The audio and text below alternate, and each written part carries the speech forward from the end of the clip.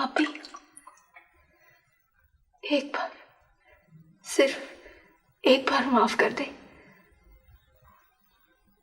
मेरा कोई कसूर नहीं था। रज्जू, अब मैं खुशी मोहम्मद को जरूर बताऊं, तेरी शादी कर दे बस। नहीं, वो मुझे जान से मार डालेगा। तुझे कुछ ना बताना। जो खुशी मोहम्मद को पता चल गया, मन्ने भी जान से मार डालेगा। अच्छा,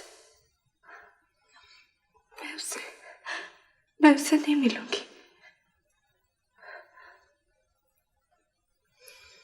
देख रज्जू, जो औरत होवे ना, इसके पैरों के नीचे रेत होवे,